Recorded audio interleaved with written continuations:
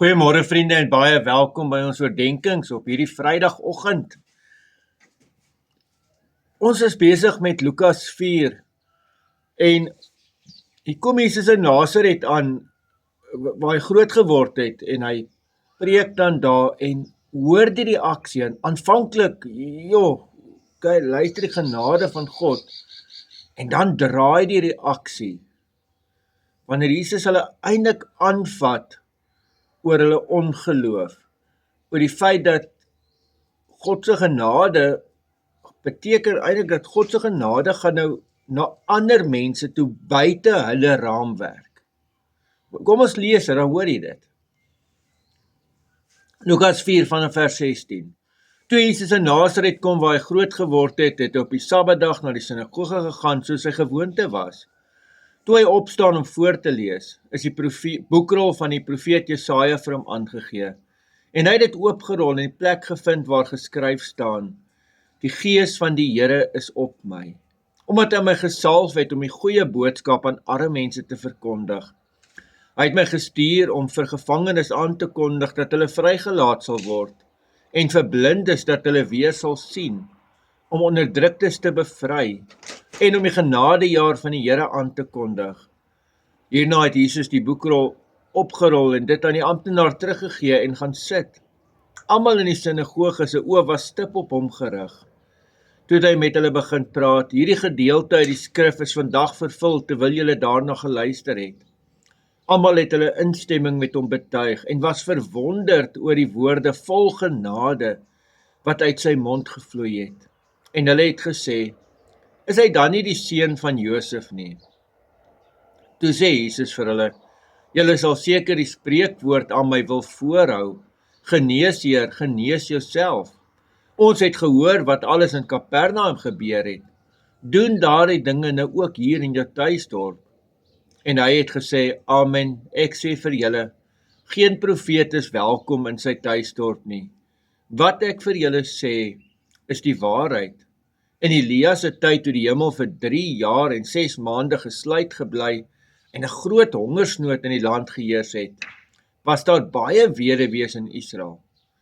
Tog is Elia nie na een van hulle gestuur nie, maar wel na 'n weduwee in Sarfat in die omgewing van Sidon. Daar was ook in die tyd van die profeet Elisa baie melaatses in Israel. Tog is nie een van hulle gereinig nie, maar wel Naaman, die Syriër. Toe hulle hierdie dinge hoor, het almal in die sinagoge woedend geword. Hulle het opgespring en hom uit die dorp gedryf. En hulle het hom geneem tot op die rand van die berg waarop hulle dorp gebou was, om hom daar af te gooi. Maar hy het tussen hulle deurgeloop en weggegaan. Geliefdes, hier is soveel oor hierdie gedeelte wat ons kan oor nadink. Maar die reaksie op Jesus, en dit is die een groot waarheid, dat Jesus se optrede en Jesus se woorde lok altyd reaksie uit. So jy gaan vandag moet besluit, wat is jou reaksie hierop? Is jy dankbaar vir die woorde van genade en glo jy dit?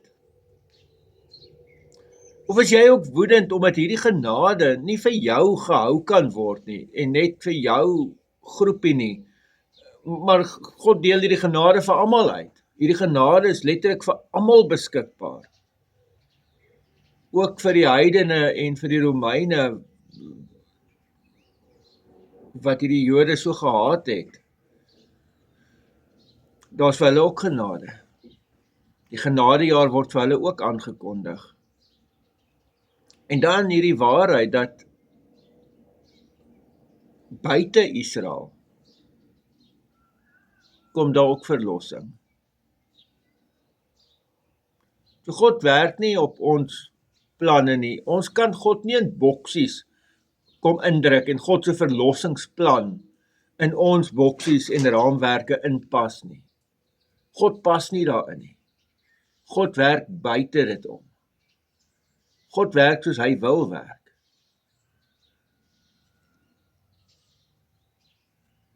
En hy bly in beheer.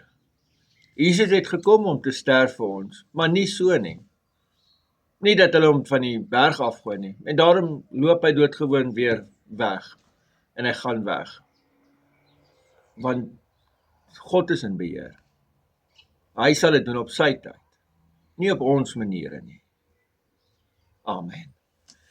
Here almagtige God, baie dankie ook vir hierdie teks, dankie dat ons dit mag lees, en ja Here, ons bid, dat ons regtig u genade mag aanvaar, maar dat ons ook u genade mag uitdeel aan almal, in die naam van ons Here Jesus Christus.